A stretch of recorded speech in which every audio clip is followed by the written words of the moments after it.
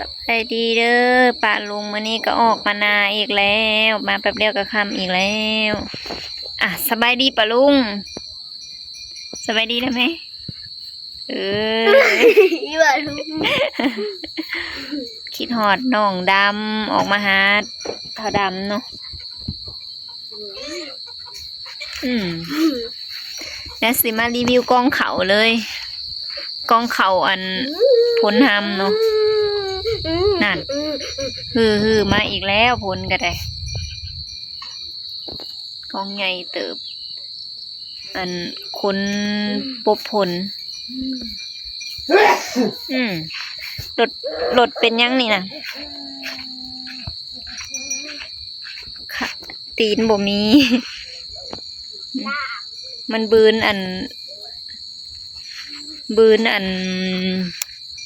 นั่นคันหน้าลาย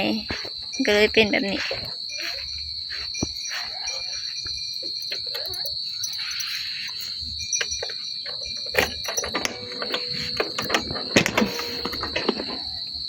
สะหงก็ออกมาหน้าคือเจ้าแหละพี่น้อง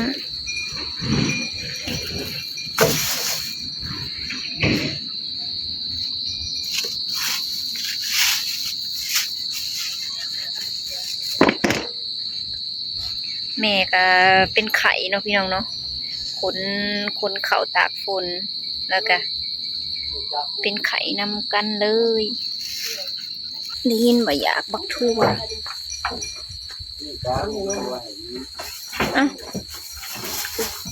แบ่งเอาเบิ่งสิรีวิวอันเพิ่นผู้คนงานเนาะคนงานนั้นคนเขาได้จักมัดเนาะมื้อนี้เนาะฮะได้พอหามัดอยู่บ่เอามือลวกลงวัดได้ด้วยอันตัวนี้คันโบมากินกับโบเอาสิมาไว้อันนั่นนี่ตัวนี้นะเอานี่เอาตัวนี้เพิ่นนะตัวนี้สิบลงวัดอันนี้ปลาเอาอยู่บ่คันเพิ่นอันนี้ปลาเนี่ยมี3 ตอนไม่ขนมพี่ทำตัวแบบนั่นแหละดีแดง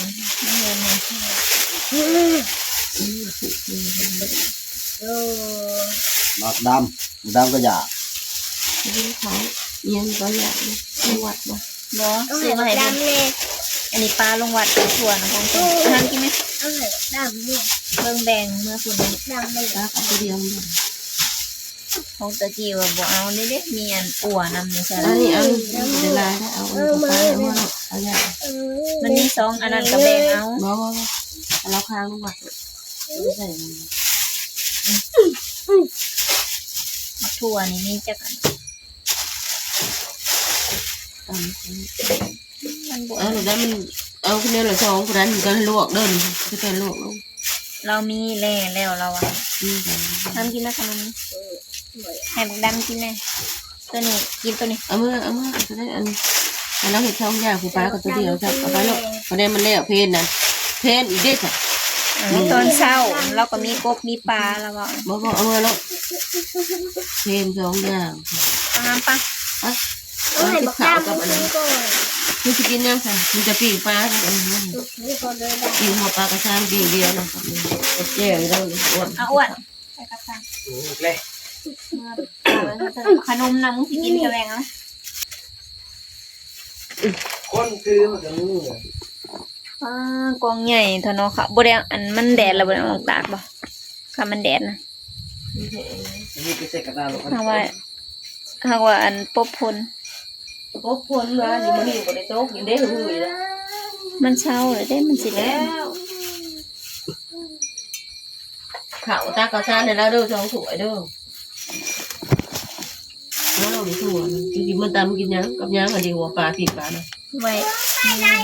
ปะเอาตำกินมาแรงนี่บักอ้วนอยากอยู่บ่เนี่ยมากินอยู่พี่แล้วมึงกับบักลุยหั่นแหละ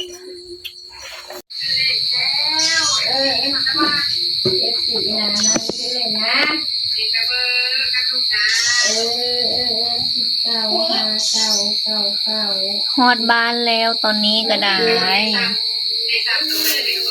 สิมาปิ้งอุ้ว่ามื้ออื่นนี่เป็นอัน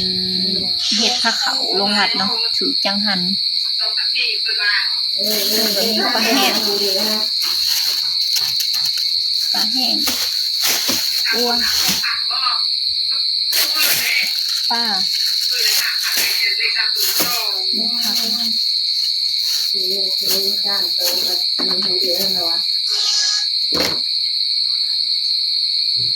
แล้วก็มีเฮ็ดบดเนาะเดี๋ยวสิเอาเฮ็ดบดมาซอยเป็นตอนน้อยๆเนาะปลานี่เพิ่นสิเฮ็ดยามได้ครั้งไว้บ่ปลาหยังปลาดุกค้างไว้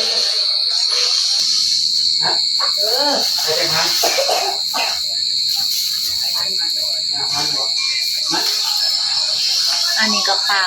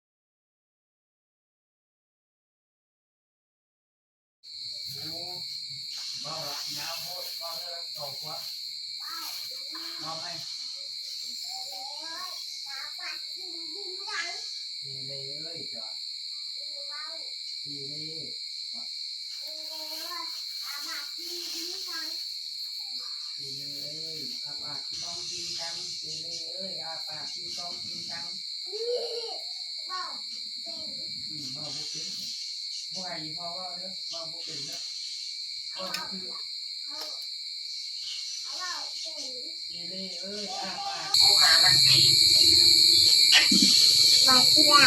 บ่อยาก อ้าวก่อน ทำเหลืองบ่ ย่านบ่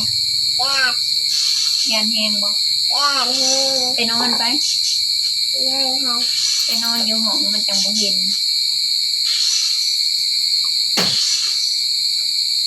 เจ็บเติบดูเด้ออันนี้ปวดเป็นอะไรน้ำมาตีมันไปเอาอยู่เรือนหยุดบางวันมันยัง2 น้ำยางไปเอาไปมันเรือนอะไรตอนนี้ไปเอาปวด ไม่กินบะปิ้งก่อน ไปเปิดทางอยู่ ไม่เงินกินไปไหมไม่เงินใจจะเปิดรถไปไปขายที่นี่โอ้มือนี่ฝนตกเป็น มันตกทางอื่น พูดกินดูดิเราไปดูเขาเนี่ยทำเป็นกบ เปิดได้ต้องไปมาเลยเนาะ ต้องแม่เพาะผมดู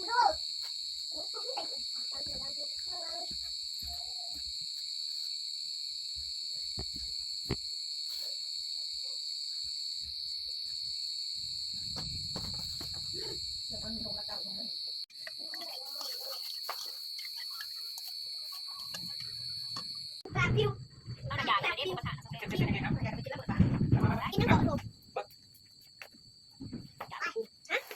เดี๋ยวก็ น้ำแสบอยู่มันนะ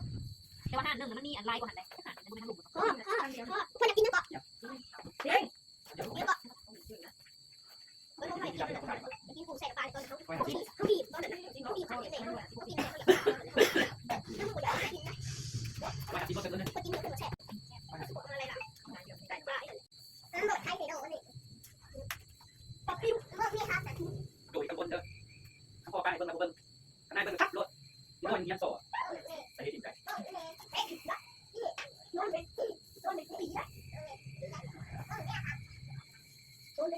ขาดน้ำจิ้ม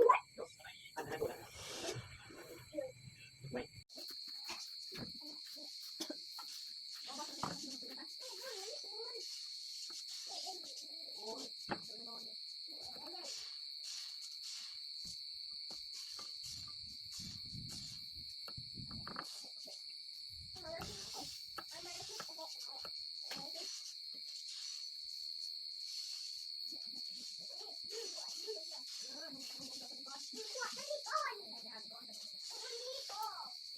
ลูกให้แล้วคือว่าเป็นในลูกประตูจัก2 โตต่อกันมันมีสิทธิ์อะไรใส่ตรงนี้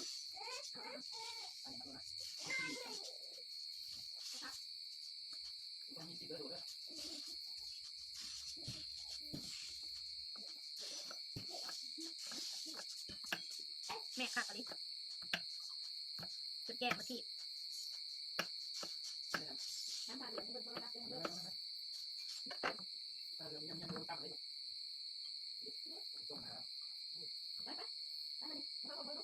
ป้าสิไปแซ่นั่นน่ะไม่หลงมาเก็บเป็นหาวโอ้ยใส่ถาคุณตุ๊กบ่ทุกแรกตอนนี้มายังอย่างนี้น้ำหนักบ่ลูกอีสิโอ้ยอย่าบังกล้องไอ้พวกไอ้คนอันนี้ไปเลยมึงหากันเรื่องอะไรกันแล้ว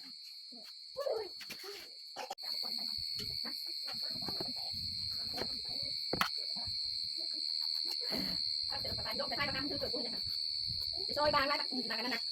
มันจะไล่ไล่ต่อมาปลูกอับนะซอยได้สักบล็อกก็ได้ที่ได้มากินเลยปะ อีเม่ ได้กินเลยปะรับมือที่ทีมงานเด้อที่เด้อมือที่งานครับ เป็นอะไรกันเนี่ย เอ๊ะจะมีซุปอะไรไหม ได้มันจะ